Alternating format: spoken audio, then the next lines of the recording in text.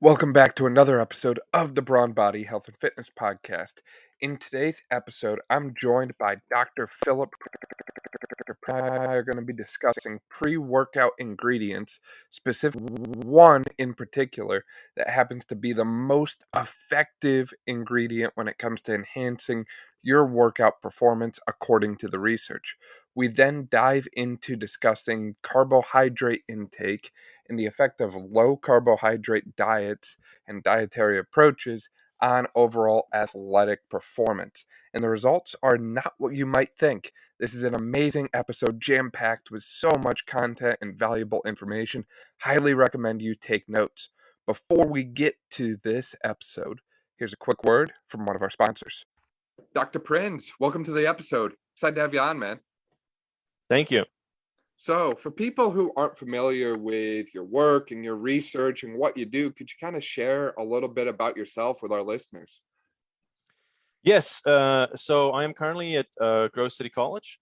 I am the chair of the exercise science department here at Grove City College. I'm actually originally from Cape Town, South Africa. Came to the States in 2005 on a tennis scholarship. And this was at Georgia Southern University. So Georgia Southern University, I got my bachelor's and master's in kinesiology. And then from there, I went to the University of Pittsburgh and got my PhD in exercise physiology, also minored in nutrition and specialized in human performance and nutrition kind of along the way or along the career path. I mean, really, my expertise include nutritional ketosis, sports performance, sports nutrition, exercise physiology. Most of my research is looking into the science of carbohydrate restriction, whether that be obviously dietary approaches like low carbohydrate diets, ketogenic diets, ketone supplements. And we just done other work as well, just with supplementation in general. We've done stuff on energy drinks, functional ingredients contained in energy drinks, caffeine, pre-workouts, and more recently in the last couple of years, exogenous ketone supplements. And some of our studies, most of that is looking at human performance, but some of the studies is also looking at especially dietary interventions, again, like low carbohydrate diet, and how that impacts overall cardiometabolic health. So. That's very impressive. It sounds like you've kind of done a little bit of everything throughout your career. Yeah, for sure. I mean, it's been an interesting journey, and we've done a good amount of research, especially over the last 10 years. And there's a lot of stuff going on at the moment, and there's a lot of really good things planned for the future. Yeah, for sure. So I would definitely consider you an expert in the realm of health and human performance, and someone who really understands the role of diet, nutrition, and other supplementation and lifestyle factors on performance. I really want to discuss low carb ketogenic diets with you, but before we get to that, I'm curious. You mentioned that you've done some research as it relates to caffeine and pre-workout and that sort of thing. And those are very trendy things these days, we'll say. It seems like anyone who goes to the gym is concerned about, getting their caffeine or their pre-workout drink or, their pump thing or whatever before they start their workout. What have you found from a research standpoint? Are the different like powders and drinks effective? Do they make a difference or not so much? Yeah, so one of the first studies we did was we looked at energy drinks, and specifically we looked at, so obviously the most popular energy drink is Red Bull. So we looked at Red Bull, right? Does Red Bull actually give you wings or doesn't it? And so I wanted to look at running performance. Most popular running distance is 5K, right? Just your average runner. I mean, that's a number of different 5Ks. So really, that was the study looking at the impact of energy drink consumption on 5-kilometer running performance. So I mean, it's really simple, really basic. Energy drink or Red Bull versus placebo on 5K performance, and basically, in short, the results of that investigation showed that when they were taking the energy drink, it resulted in a significant improvement in their 5-kilometer running performance. And so that kind of resulted in some other studies to look at some follow-up studies to see, well, is it the is it the whole drink? Is there some synergistic effect between all these ingredients? Because Red Bull contains caffeine. Also, pretty much all energy drinks, right, contain caffeine. But then they contain other ingredients too, like obviously in case of Red Bull, a whole bunch of sugar. And then taurine is another popular one. So there's all these other kind of what you can call kind of functional ingredients in here. And so the next study that we did is we basically separated out all these functional ingredients. So we compared the whole drink, so Red Bull, to just caffeine by itself, to just taurine by itself, to carbohydrate by itself. So the exact amounts that you would find in basically 16 ounces of Red Bull. So those were all the different conditions. We even had a control condition. So, and then we ended up with like I think 20 subjects. And that study, there was no difference in any of the conditions on 5 kilometer running performance. I mean, there was some effect, some maybe potential ergogenic effect for the conditions that contain caffeine. I mean, obviously the whole drink contained caffeine and caffeine by itself. So those caffeine containing conditions did a little bit better than the non-caffeine containing conditions. And so based on that and some of the other studies we've also done, like we've done stuff on like pre-workout supplements containing basically again, a lot of the pre-workout supplements also contain stimulants like caffeine. So comparing that to just caffeine by itself, most of the studies I think is suggesting that it looks like caffeine by itself is resulting in the similar improvements compared to the whole drink. Interesting. So all these other ingredients in the drink might just be there for show, and it's not really providing any additive effect or any additional effect to just caffeine by itself.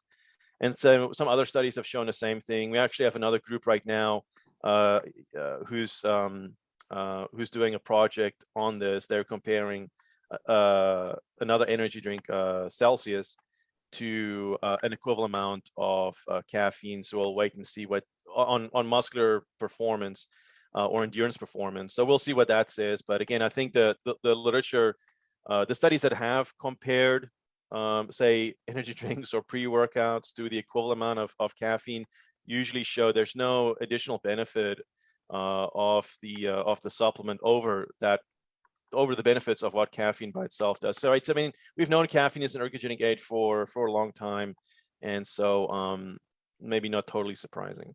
Yeah, definitely. That's interesting that you kind of continued the studies and kind of teased out the exact mechanism there to look at the role of one specific ingredient, in this case, caffeine, in the drinks that seems to be the most effective. I'm curious. So caffeine, as we know, is a potent bronchodilator. So it makes sense that it could increase endurance performance by increasing the diameter of your airways, making it easier to breathe, right? Running is aerobic in nature. Now, from what I understand, it seems that effect that it has on the bronchial, it has the opposite effect on the blood vessels. So caffeine causes vasoconstriction in general. And a lot of these different pre-workout supplements that I've seen contain high amounts of vasodilators. So it seems like we kind of get this mismatch between something that causes vasoconstriction and vasodilation. And I've always kind of been curious as to how that mechanism balances out within the nitric oxide cycle, because it seems like we're sending like very mixed signals into the body. And, in response to exercise, we do get that vasodilation response. But I've always kind of wondered, like, what effect does that have in other areas of the body when we cause, mixed signals between dilate and constrict, dilate and constrict? Yeah, I mean, that's not something that we've specifically looked at in any of the studies that we have done. I mean, most of it has just been looking at either just performance per se.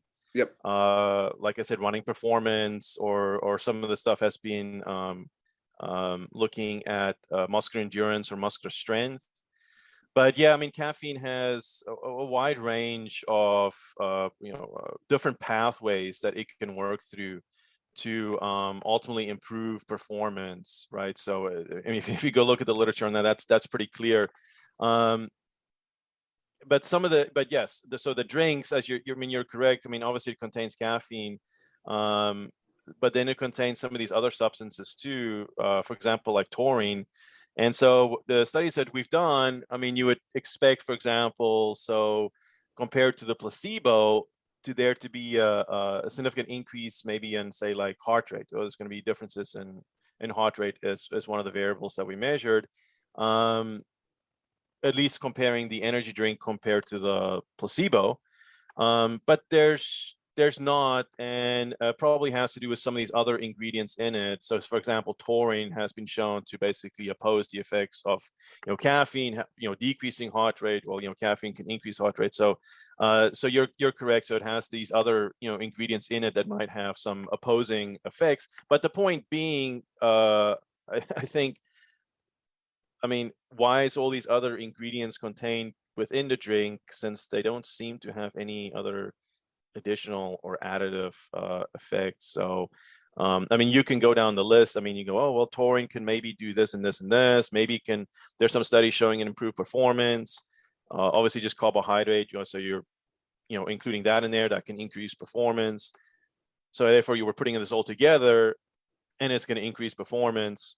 But it doesn't seem to be the case when compared to just caffeine by itself. So you might as well just save your money and just drink a cup of coffee or something like that. Yeah, for sure. And seems like people in America don't have a problem drinking more coffee, right? Yes. So as far as timing goes, from your research, how long before the start of a bout of exercise or a training session should people be consuming caffeine? Was it 15 minutes immediately before, hour before? Yeah, I mean, the traditional approach is 60 minutes. So 60 minutes before a particular workout bout. That seems to result in peak concentrations of caffeine in the circulation. And so that's the timing. And then the dosage is usually between 3 and 6 milligrams per kilogram of body weight. So you kind of have to do a calculation to see, for your body weight, how much caffeine you consuming. And again, this kind of between 3 and 6 range has been shown to be ergogenic or performance enhancing. Yeah. Interesting. You also mentioned, as we were talking about caffeine, one of the things that can impact performance is pre-workout carbohydrate intake. And I don't know if you've seen, but there's a lot of these online trends now where people are slamming 2 or 3 Rice Krispie treats before they work out to try and increase their carb intake. Now, I know you've kind of looked at the opposite side of that and the impact of low carb diets and low carb eating approach on human performance. Before we get into it, what would you define as a low carb diet for people who aren't familiar? Is there a cut line for carbohydrate intake that classifies someone as eating low carb versus high carb? Yeah, so I mean, typically the definition for low carbohydrate diet is when your total carbohydrate intake is less than 130 grams per day. Or from a percentage standpoint, if your total caloric intake is representing less than 26% of your total caloric intake, you can say, oh, well, you're consuming a low carbohydrate diet. Now, that's different compared to a very low carbohydrate diet or a ketogenic diet. So that's obviously lower in carbohydrate intake. So in that scenario, your total carbohydrate intake is about 50 grams or less per day. So usually between about 20 and 50 grams per day, or from a percentage standpoint, about 10% or less of your total calories is coming from carbohydrate. So that's kind of the distinction between kind of just here's where a low carb diet starts, and then obviously you can go even lower to a ketogenic diet. And then you have a moderate carbohydrate diet that's typically between about 26 and 45% total calories. And then your high carbohydrate diet is above that, so between 45 and 65% total calories. So that's usually the definition that's given. Yeah, that's interesting. Great stuff. And it's interesting to me how there's so many applications for a low carb diet. As we're going to discuss, it can impact performance, but it can also have a great impact on someone's underlying health. So I think about Sammy Inkinen, the founder of Virta Health. The whole company, Virta Health, is reversing people's type 2 diabetes using a low carb ketogenic diet approach. And it's amazing how just changing the way you eat can have such a drastic impact on your overall health as a person. Yeah. For sure. I mean, the literature is pretty clear that there seems to be a lot of health benefits associated with carbohydrate restriction. And there's reasons obviously for that. I mean, there's a lot of reasons. So that's a long conversation.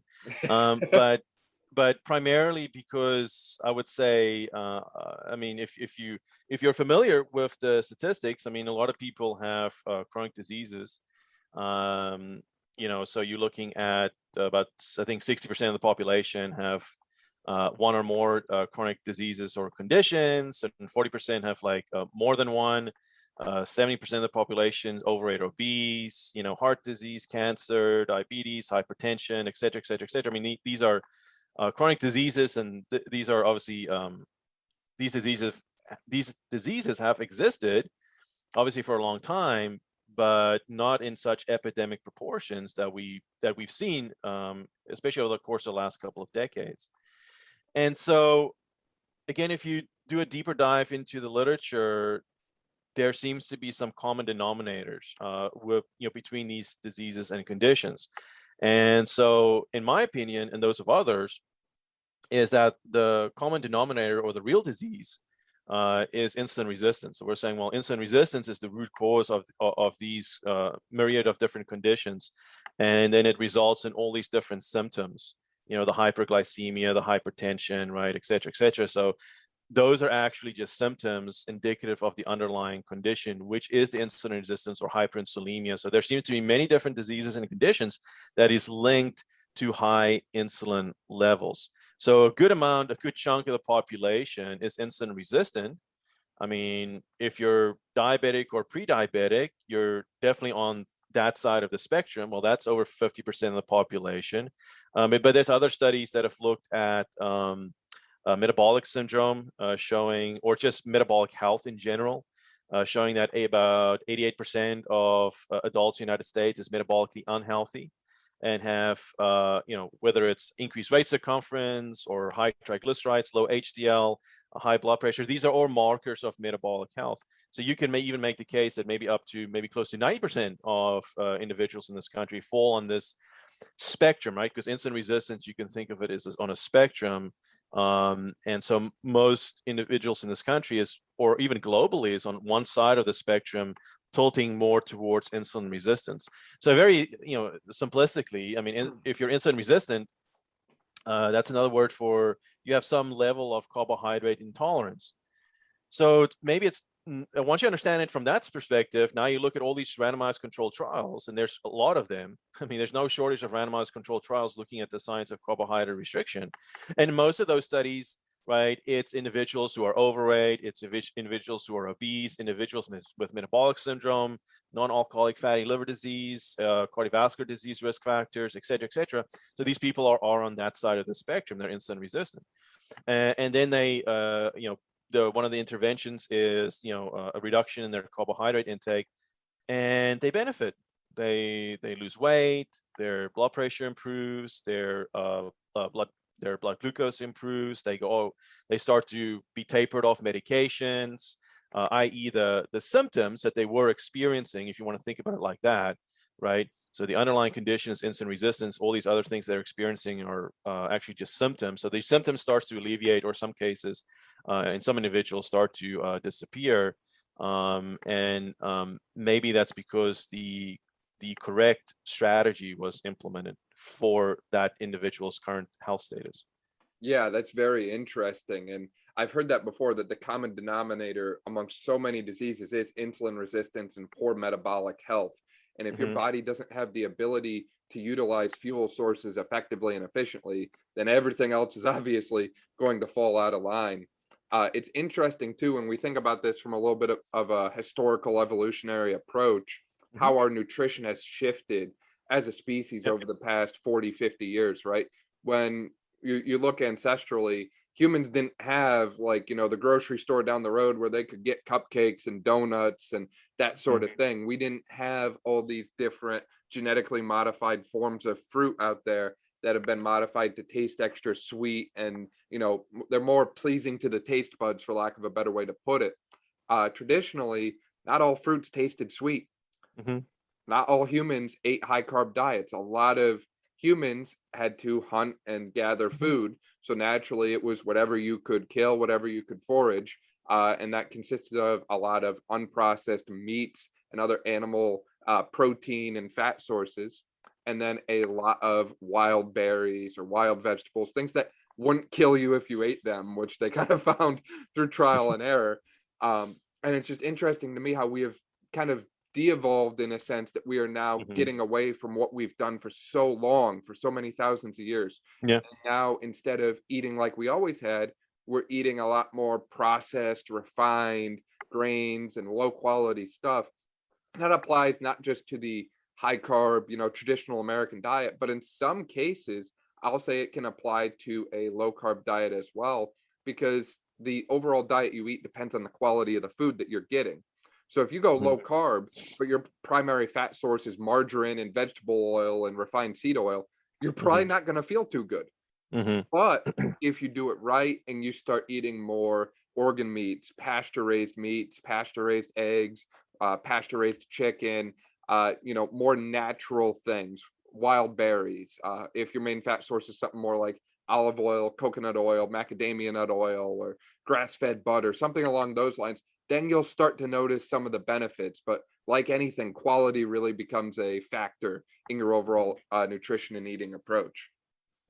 Yeah, for sure. So you touched on the kind of looking at the historical or even anthropological evidence as pertains to diets, and there's some good books you can go read or articles you can go read on that touches specifically on that. But yeah, I mean, to me, if you go look at the kind of more historical or anthropological evidence, looking at hunter gatherers, so from a human history standpoint, we've that represents basically about 99.5% of human history, kind of pre-agricultural period. And so if you look at some of those articles, it's pretty clear that most, not necessarily all, but most hunter-gatherer societies would have derived most of their caloric intake from animal-based food. So obviously their protein intake and fat intake, right, would have been higher, well, compared to what we're eating currently. So obviously you have to consider that, right? What they were eating, but also what they were not eating, right?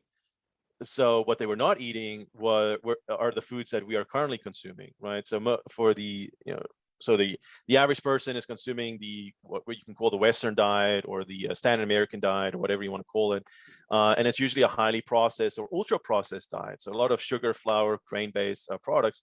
So those foods, these processed or ultra processed foods, would have been pretty much non-existent for most of human history. So you can make the argument, well, it's really these foods that are incompatible with our human biology and physiology, and as a result, it's resulted in a lot of the chronic diseases and conditions that we have seen, especially over the last couple decades or so. Yeah, that's a great point. Is people were not meant to consume these processed foods that really come from more like of a lab or factory type setting. We're meant to eat stuff that comes from nature. That's an amazing point that you brought up there. When it comes to low carb eating, obviously, as we've just discussed, it can have a wide array of effects on overall health and underlying health mechanisms. Mhm. When it comes to performance, what effect does it have? Are we noting increased performance in endurance athletes in response to going low carb? And how about for like anaerobic athletes? So like powerlifter, strongman, or bodybuilder type stuff. Are there still benefits to going with more of a low carb approach, or is performance more maximized with like a blend? Yeah, so I can talk a little bit about what we've done, Yeah. and then just looking at the kind of the overarching evidence pertaining to this question. Now that obviously could be a very long conversation, but that was something I became interested in a couple of years ago, and so reason why is, so I wanted to do start to do studies on low carb diets or ketogenic diets or just some kind of carbohydrate restricted diet. I became interested in that topic a while ago, and there's a lot of studies out there from looking at things from a health standpoint, and so that's great, and we need to do that research, and people need to continue doing that research. But unfortunately, there's not a lot on the performance side of it. So that's almost been a taboo subject. You're not supposed to really talk about that or do research on that. And so it's like, well, look, there's a lot to be done from that standpoint. So let's do some research. Looking at low carbohydrates compared to your kind of more prudent diet, from a sports nutrition standpoint, the high carbohydrate diet, and let's see what we find. Right. I mean, so if you're an athlete, I mean, that, pretty much you've been told to consume a high carbohydrate diet before your event, during your event, after your event. So the high carbohydrate diet for athletes, I mean, that's been something that's been going on for the last 40 years or so. And so obviously there's a lot of studies looking at high carbohydrate diets and it improving performance, carbohydrate loading, or looking at different types of sugars that's being taken during exercise, right? Prolonging performance and improving performance. But what about the opposite? Can I eat a completely diametrically opposed diet, right? Diet that's very low in carbohydrate but high in fat, and will I have similar performance? Will I see decrements in my performance, improvements in my performance? So that's what we wanted to look at. And one of the first people who studied this was Stephen Phinney. So you can go find Stephen Phinney studies from the 1980s. So he was looking at, it was just a handful of highly trained recreational cyclists. And they were eating a low carbohydrate diet for 4 weeks, and then compared to their usual diet. And they looked at time to exhaustion. And their time to exhaustion for cycling was similar between the two dietary approaches. So that was interesting. And then really for the next couple of decades, there was nothing much on that topic, or the studies that were done looking at low carb diets, in my opinion, were usually pretty poorly designed, where the low carb eating approach would last maybe a couple of days or a week or so. And then, so that would be the adaptation period. And then we say, well, look, it impaired their performance. And so there's some, what we have said is there's some limitations of this model. And one of the limitations of this traditional high carbohydrate approach, of this doctrine, so to speak, is the fact that a lot of those studies didn't allow for a sufficiently long enough adaptation period. So even Stephen Phinney himself showed it. I mean, at least 4 weeks or more is sufficient enough. And then there's a lot of the other earlier studies we would argue the hypothesis is wrong. Basically, there's not been a lot of studies that has looked specifically at the hypothesis, which should be, does high rates of fat oxidation induced by a high carbohydrate diet impair exercise performance, specifically exercise performance that's performed above this carbohydrate dependent threshold? And so what I'm saying in regards to that is, again, in the field of sports nutrition, there's really two reasons why we've told athletes to consume high carbohydrate diets. One of that has to do with your muscle glycogen stores, right? So that goes from research decades ago, showing that, well, the higher your muscle glycogen stores, the longer you can perform exercise.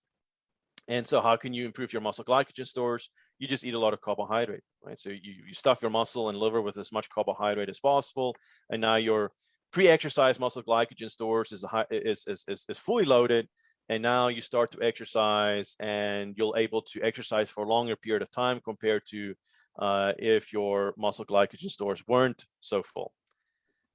So that's one reason. The other reason why we've told people to eat or athletes to consume high carbohydrate diets has to do with the crossover concept.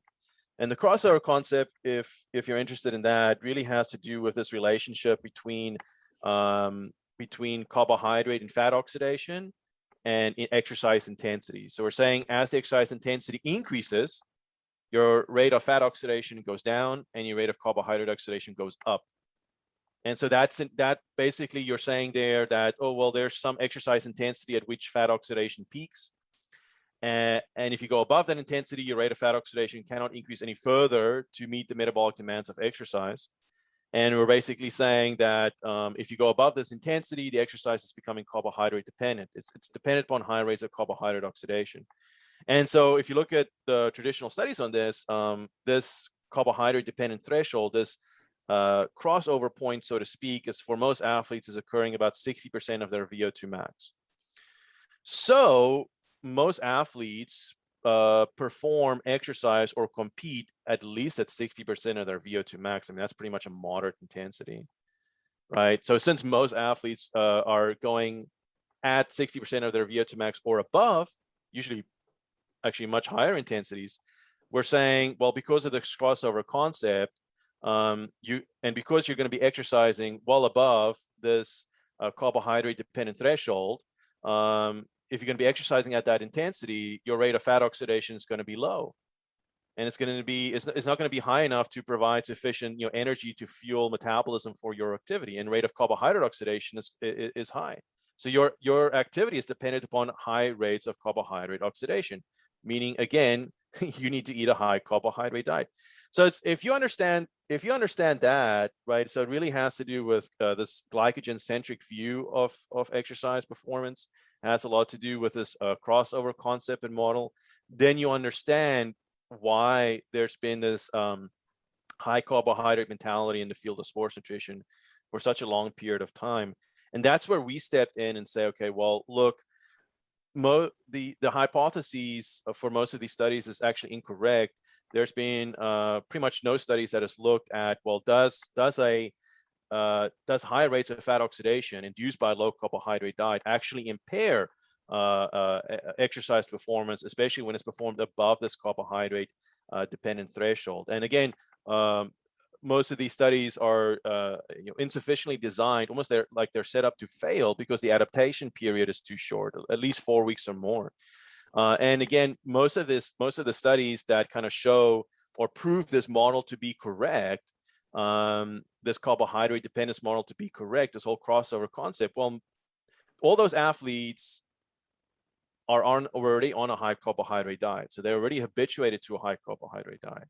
And that's an important point because we know the habitual diet very strongly influences the metabolic response to exercise. And so as a result of that, that's then when we started to do our own research on that topic. Would you say something? Because if you want, then I can talk about some of the... I was going to say, those are interesting points that you brought up on the kind of like why we've pushed the high carbohydrate diet for so long. And to me, it just doesn't make sense from a basic physiological perspective.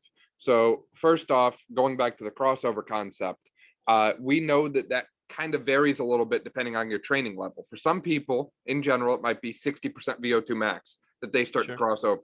For someone, maybe it's 65, maybe it's 55, right?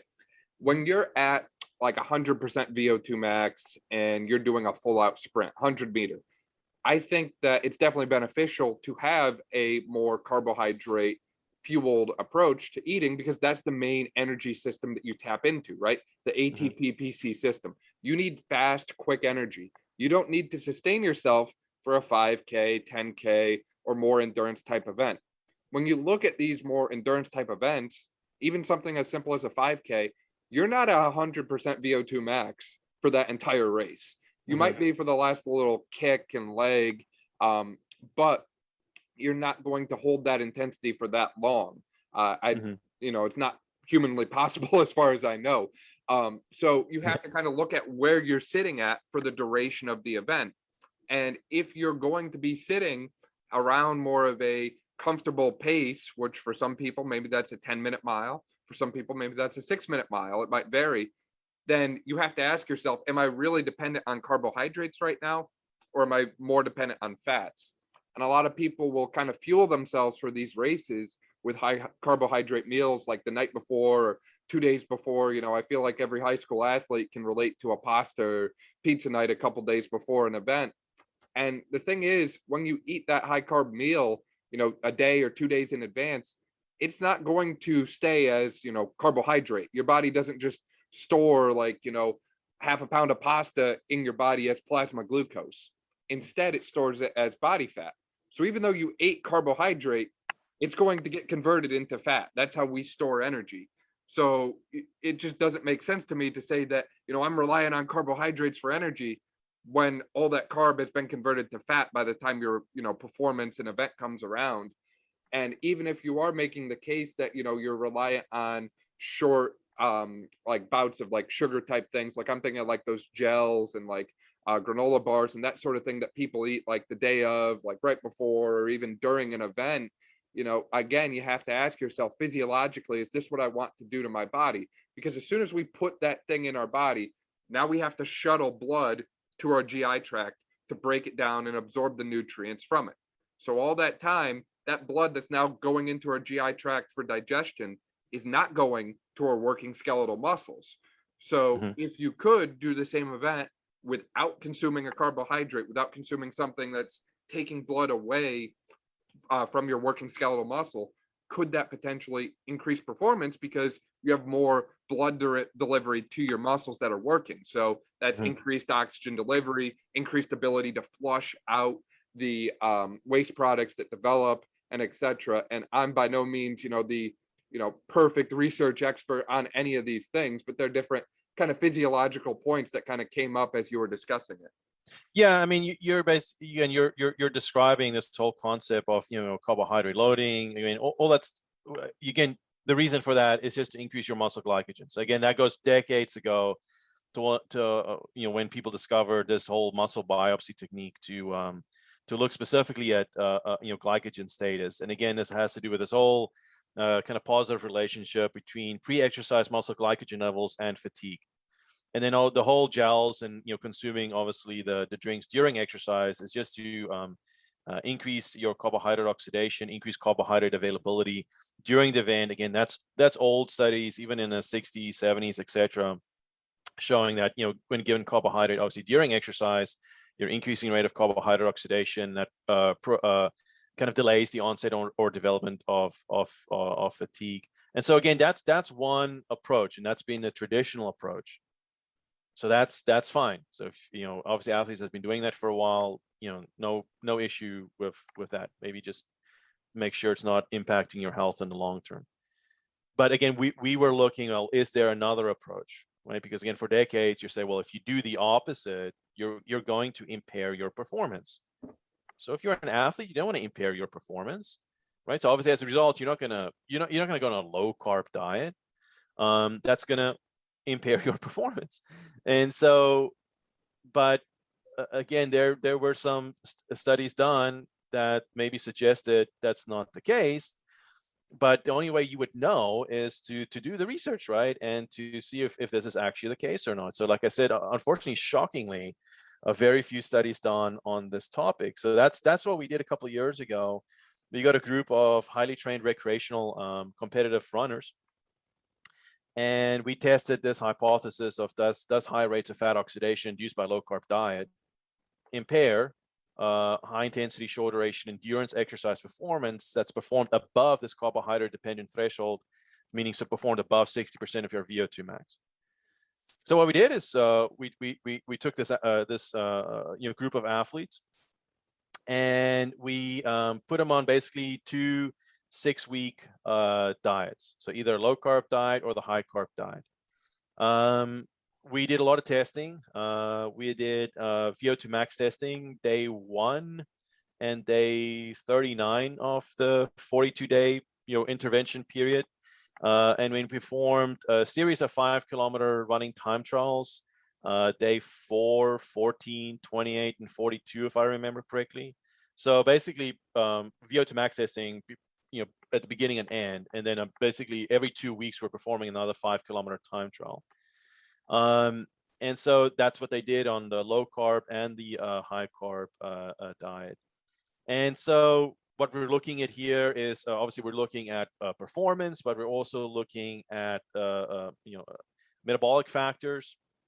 So we're looking at rates of carbohydrate oxidation, rates of fat oxidation, all kinds of physiological, metabolic, and perceptual variables. So we got a lot of, we measured everything that we possibly could during this basically 6-week intervention. And so what we found was interesting. So for example, number one, specifically just looking at the VO2 max test, right? So if you've done a VO2 max test before, so sure, if you do that test, you get your, here's my VO2 max. Again, that's great. But you can also look at the time to exhaustion, right? So how long do you last on the actual test, right? Because that's a much better predictor of performance, not necessarily, well, here's my VO2 max, where your time to exhaustion is a much better indicator of actual performance. So the question, that's an indicator of your maximal endurance exercise capacity. So was time to exhaustion different between the two conditions? No, it wasn't. So that was the same. So no decrement in performance there. When you do a VO2 max test like that, you can measure rates of the carbohydrate and fat oxidation. So like, what's the peak rate of fat oxidation? And the peak rate of fat oxidation in low carb on a low carb diet was about 1.2 grams per minute. And that was twice as high compared to the rate of fat oxidation on the high carbohydrate diet, which is about 0.6 grams per minute. So we've seen this in studies. When people go on a low carb diet, the rate of fat oxidation usually double. So the study succeeded in the sense that, well, so does the low carb diet result in significant rates of fat oxidation? Yes. Okay. So it's at least double as much. So now, does this high rate of fat oxidation impair performance? So that was the next question. So now we looked at 5-kilometer running performance. So when they ran the 5K, they ran it about just over 80% of their VO2 max. So, I mean, these were good athletes. I mean, one of the guys even qualified twice for the Olympic trials. So they're running it pretty fast. I mean, so they're going just over 80% of their VO2 max. So well above this carbohydrate dependent threshold. And what we found is, interestingly, during the first 5K, which was done on day 4, performance on the low carb diet was impaired compared to the high carb diet, but not day 14, not day 28 and 42. So basically, overall, looking at 5K performance, there was no difference in 5-kilometer running performance for the low carb diet compared to the high carbohydrate diet. And if you look at the data, it's very interesting. So during the 5K, when they were in a high carbohydrate diet, 94% of their total energy expenditure came from carbohydrate oxidation. So when we're on the high carbohydrate diet. So when they're on a high carbohydrate diet, they were using a lot of carbohydrate for fuel. 94%. 94%. When they're on a low, when they're on the low carb diet, it went from 94% to 65%. So on a low carb diet, about 65% of their total energy expenditure came from carbohydrate oxidation, which means obviously then 35% came from fat oxidation. So if you think about it, so high intensity, short duration endurance exercise performance was not impaired with the low carbohydrate diet, even though 35% of the total energy expenditure came from fat oxidation. Or put another way, when they were in a high carbohydrate diet, even though 94% of total energy expenditure came from carbohydrate oxidation, that did not improve their performance. And so what we then did is, the last thing I'll say here is, we made a calculation and we said, well, based on our athletes, our subjects' 5K performance, they should be able to run a full marathon in something like 3 hours and 20 minutes or something like this. Which makes them faster than 88% of other recreational marathon finishers. So our group of subjects are basically faster than basically close to 90% of other marathon finishers, other recreational runners. So if they weren't able to benefit, then therefore the vast majority of other recreational athletes, right, will probably also not benefit from this eating pattern. Now you can make the argument, well, what about the other 10%? Again, that's open for debate. But what we showed is the vast majority of recreational athletes, especially obviously in this case, we looked at runners, may not benefit from consuming this high carbohydrate diet, right? Because typically what they've been told is to usually consume between about 6 and 12 grams per kilogram of body weight of carbohydrate per day, for training, competition, etc. Well, that's what they were doing in the study, and it still didn't improve their performance. So again, maybe we're introducing this possibility that maybe the vast majority of recreational athletes might not benefit from this approach. Maybe there's an alternative approach. Right. And that's kind of what you're alluding to in your research, is that, hey, maybe a low carbohydrate diet approach is not as bad as we once thought it was. Maybe it can actually be beneficial because, one, it doesn't hinder performance. So it's not going to, slow you down or change anything. Maybe in the first couple days, if you develop, I think they call it like keto flu. It's like a common thing when your body adjusts. So maybe you have a couple rough days in there, but long term, you're looking at, the same performance or possibly better performance in some cases. And two, it's much, like, I'll say, better for your underlying health than a high processed carbohydrate diet, because there's issues that a lot of endurance athletes, at least in my experience and from what I've worked with and seen, that they experience that they don't always discuss in relation to the high carbohydrate diet, such as GI upset and digestive issues and issues once they stop running and get out of the sport with their overall health, joint pain and joint issues. And a lot of that comes back to that insulin resistance and systemic inflammation as well. And, we often think that because someone has good body composition or because they're very active as an athlete, that they're like immune from all those issues, right? But in reality, they're just as prone as anyone else. So making sure that you understand and treat the underlying health of your body and not just the performance side as well, because ultimately if your health deteriorates and you can't train, then your performance is obviously going to decline as a result. That's an important point, right? And so what we try to show is, just one, is performance impaired or not. So based on our research, and that's not just ours, there was a review article that was published, I think last year, that looked at this question, that's kind of reviewed and summarized the studies in this topic, particularly comparing low carbohydrate or ketogenic diets to the usual diet, which is obviously a high carbohydrate diet. And their conclusions were basically the same as the results of our study. And that was basically that the low carbohydrate diet was not impairing exercise performance, or put another way, performance can be maintained on the low carbohydrate approach compared to the high carbohydrate approach. So it's not just us. Obviously, there's other studies that's been done recently, especially over the last 5 or 10 years, that have found similar findings. So we're not saying, right, that it's necessarily going to improve your performance, maybe for some people, but we're just saying, hey, it's not impairing performance. Now, obviously, there's a lot, that still needs to be done. We're currently doing a follow-up study. But at least from the initial evidence, maybe we're introducing choice, right, an alternative option for athletes. And that's an important point. Sometimes people miss that because they say, well, it's not improving performance. Sure. I'm not saying it's improving performance, again, maybe for some people, but I'm just saying it's not impairing performance. And that is it's a big point to make, because again, for the last 40 or 50 years or so, we've been telling athletes there's only one approach. You can only eat this one diet if you want to improve your performance. If you were to eat the opposite, you're going to impair your performance, and which we're basically showing that that's not the case. So obviously, here's some two different options for athletes, and this goes back to the fact, right, the body is really a hybrid engine. It can go back and forth between these two substrates, carbohydrate and fat, for fuel. But then the next question is what you're introducing is, so maybe the low carb diet is not impairing performance, but what about health?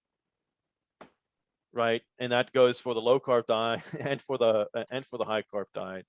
And so the study I was just describing, we were looking at different lipids and lipoproteins, and the study that we're currently doing will be very interesting because when the athletes are on the different diets, we're using CGM So CGM is continuous glucose monitoring. So they're wearing the continuous glucose monitor for the entire time they're on both diets. So I think that will be really interesting results, just looking at overall glycemic response and glycemic variability.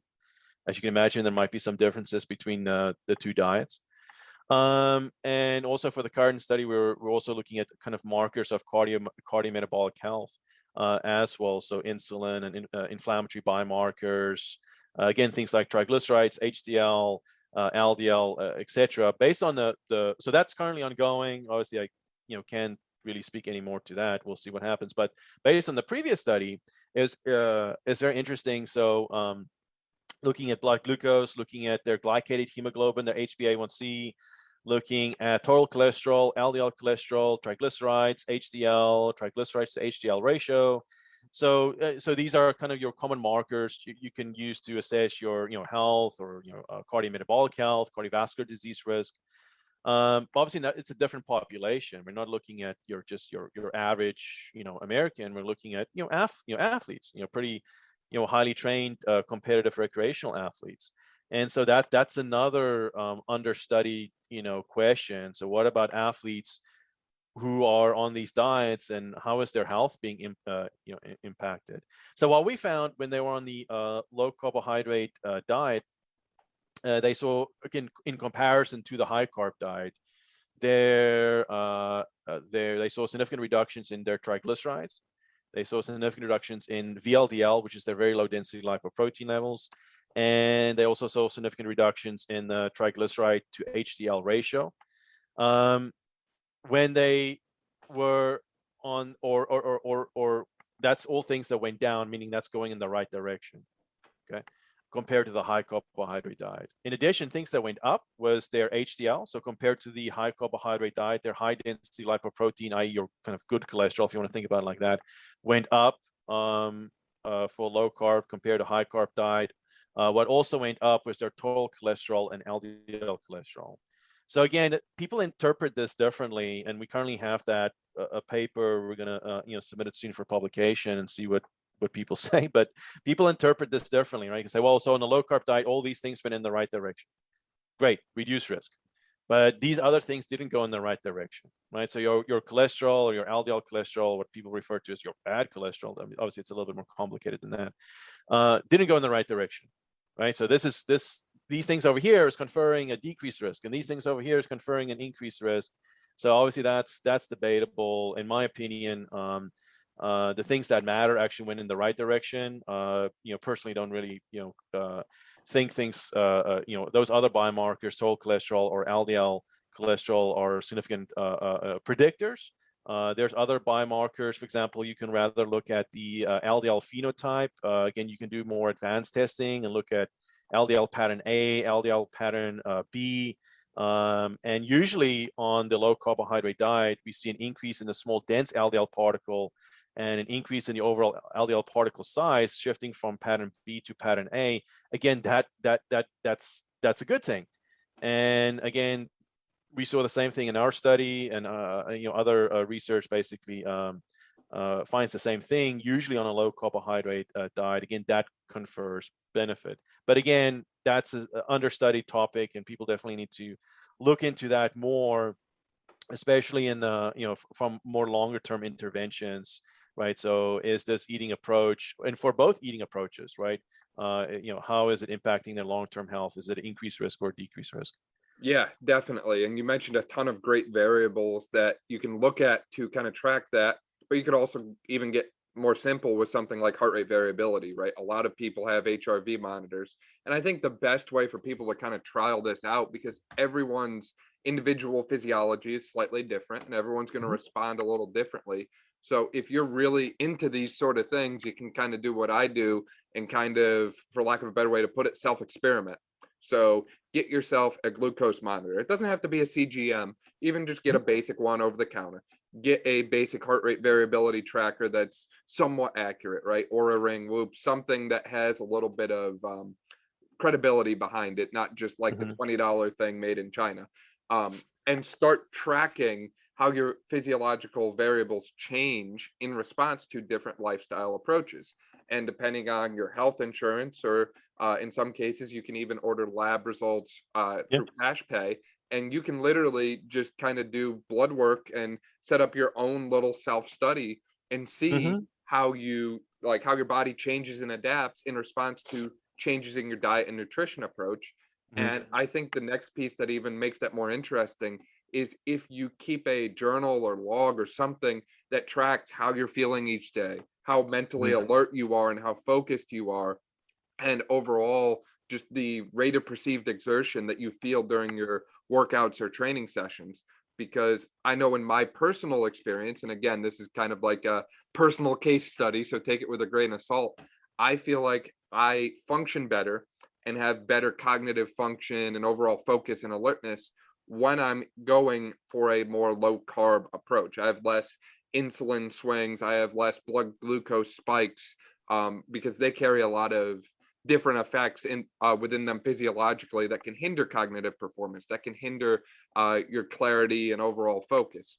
I also feel like Hmm. I get better workouts, even though I focus mostly on a strength training perspective, right?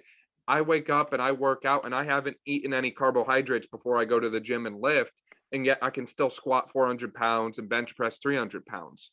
So just because, we've been told for, literally a century that you need carbohydrates to perform does not mean that you specifically need to rely on Hmm. them as your primary fuel source for exercise. There are other pathways and other avenues out there. And it's really about finding that unique approach that works best for you. I think that's one of the biggest takeaways from this episode is that you can't just shelter yourself to this one belief that, I must have carbohydrates. I must hit Rice Krispies before I go to the gym. I must, this, that, and the other thing.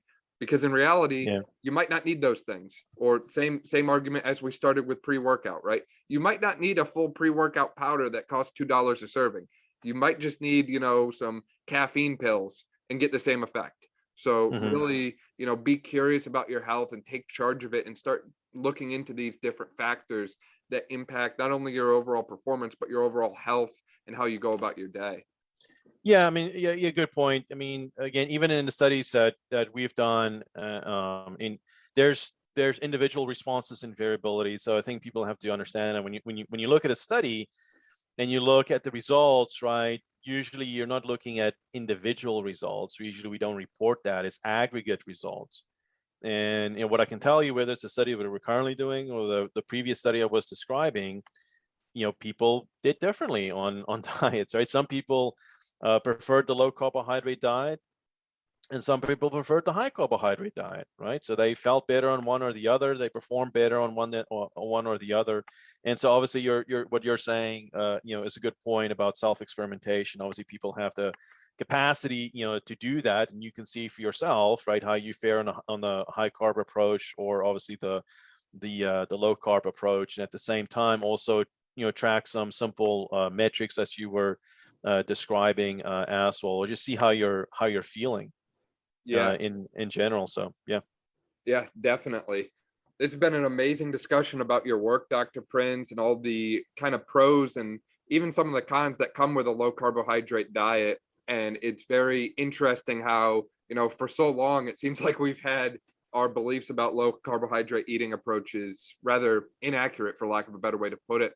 Do you have any kind of closing thoughts or closing remarks that you want to add in about low carbohydrate eating or the pre-workout supplementation like we talked about earlier?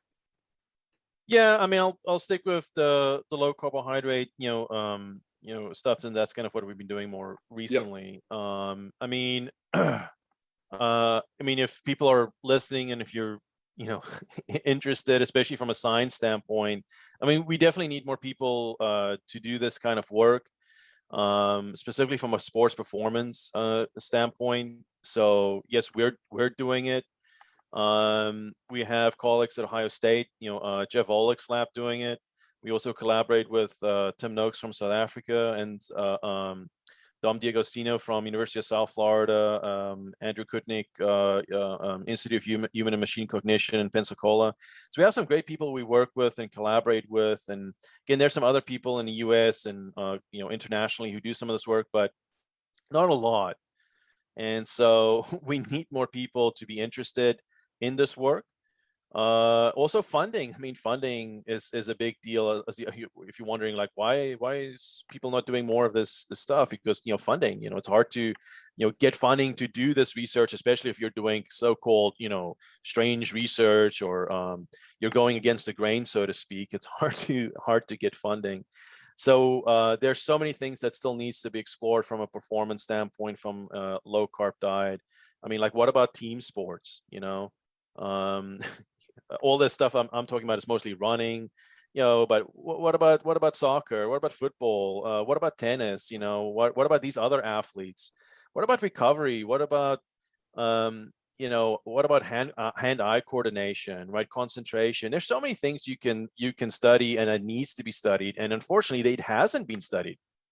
These are the things that we should have been studying the last 40 or 50 years, but we've been stuck in one paradigm, and unfortunately a lot of time has been lost with that. So we'll keep doing the work, and I implore obviously others to help in any way that you can, whether you want to fund that work, or maybe you're an exercise science student and maybe this is something you want to join in on. Right, you're certainly welcome to come to Grove City College and help out with that research. And then, I mean, I'm excited from at least from a health standpoint, right, that that has received a lot of attention. I mean, I can just think of the last 10 years. I mean, 10 years ago, when I became more interested in this topic, how it was still like a, taboo topic, or, you weren't really allowed to, talk about it, or people call you, oh, that's quackery, that's unscientific. Where today, people have almost changed their opinions about it, and we've seen different organizations. We look at the American Diabetes Association, who just a couple of years ago, they all of a sudden, are basically saying, or basically recommending a low carbohydrate eating approach is the best approach for those with diabetes. So I think there's definitely change. It's happening very slowly, and it's been happening especially over the last 5 or 10 years or so. But obviously there's a lot that still needs to happen. I mean, you have the dietary guidelines, right, that comes out every 5 years. The last edition was unfortunately disappointing, as most of the other editions. But again, change is definitely in the air, and I think most people, or a lot of people, have heard about low carbohydrate diets and ketogenic diets, become interested in it. And as you were saying, you can do self-experimentation. Hopefully you have a good physician, right, that can work with you, right? So if you have, again, as most people have, a chronic disease or condition, maybe you can go to your physician, say, well, I want to try this. I heard a lot of good things about it. There's a lot of published research on it, right? If somebody says there's not, they need to get their head examined, right? There's a lot of research on this, right? Especially, again, if you're overweight, you're obese, you have a lot of different health issues, right? Then talk to your physician, right? Because hopefully that physician can then work with you, right, and monitor you, because a lot of times in that scenario, medical supervision is important. The person's taking medications, right? And there are some scenarios, like if a person's taking hypertensive medications, or if they're diabetic and taking insulin or other oral glucose lowering agents, where usually they want to work with their physician, because as they're on the low carbohydrate diet and their health is improving, they need to start tapering off those medications. And so I would really, implore people to look into that research, and I think they will discover there's a myriad of health benefits, really pleiotropic effects, just as we see from exercise. I mean, exercise really has a pleiotropic effects, multisystemic effects, and that seems to be the case with carbohydrate restriction in the context, especially for those who are insulin resistance, which seems to be the vast majority of the population. For sure. That is a great point. Definitely always consult your primary care provider before you make any changes in your diet and lifestyle, as we've discussed. But as we've discussed too, this is a investment in your personal health, right? If you start to improve your underlying health and you start to kind of taper back on the amount of medications you need in result of that, maybe you have less time that you have to go and spend in a doctor's office for different appointments. Maybe you don't have to see as many specialists. That cuts back on copay costs, insurance payments. That gives you more time in your day. You feel more productive and more energetic and alert. Like, this can really be life-changing for people to take charge of their health. So highly encourage you to do that. That's a great closing point, Dr. Prince. Yeah, I For mean, people, I would just say, I mean, just remember these are lifestyle diseases, yeah, right? And the medications are just putting a band-aid on the problem. I mean, so I mean, think about it. Most people who are taking multiple medications, over many years, as they start taking more and more medications, that means your condition is getting worse, it's not getting better, right? And so, I mean, if there has to be a paradigm shift definitely within the medical system, and understand and realize that symptoms are not the disease. And unfortunately, we say, well, you have this symptom and that's a disease, and here's a particular pharmaceutical to treat this disease. These are lifestyle diseases. So lifestyle medicine really should be the first line of treatment, or at least at minimum used in conjunction with a pharmaceutical approach. Like I said, hopefully you can work with your primary care physician and use these different lifestyle approaches, whether it's different dietary factors or exercise, etc., to improve your health, and hopefully take fewer medications as a result, because your health is actually improving. yeah, for sure. Dr. Prince, for people who want to find out more about you and what you're doing and keep up to date on your research or maybe get involved, is there a good way to connect with you? LinkedIn or social media or anything? Yeah, I mean, you can, if you just Google, my name, you'll, and Grove City College, where I'm currently at. You can find my profile page on the web, on Grove City College Exercise Science Department, and then you can find my email address there, my contact information. So if you want to send an email, you can use that. Social media, I'm on Twitter, so if you want to find me, on Twitter and send a message there, that's also fine. And sure, you can, if you're interested or have a question, or you're just interested in the work that we're doing, because like I said, the work that we're currently doing is really focusing on the science of carbohydrate restriction from a health performance standpoint. And obviously we're also doing some interesting work on exogenous ketone supplements, which is a totally different conversation and subject, but also obviously really interesting, since that's a whole different brand new line of supplements. And so if you're interested in that, I'll be happy to help or answer questions. For sure. We'll link to all of that below. So if you didn't quite catch it, you can just click on the links and check out more about Dr. Prinz and his research. Dr. Prinz, really appreciate your time. It was a pleasure having you on the show, man. Thank you very much. Appreciate it. Thank you for listening to this episode of the Brawn Body Health and Fitness Podcast. If you like this episode, please make sure you subscribe to the podcast on your favorite platform and share this episode with a friend who you think would enjoy hearing it. Additionally, if you want to help support this podcast and keep future episodes going, please check out our links below, where you can support us directly or through engaging in any of our affiliate marketing links. Last, please make sure you check us out on social media at Brawn Body and leave a 5-star review, especially if you're listening on iTunes or Spotify.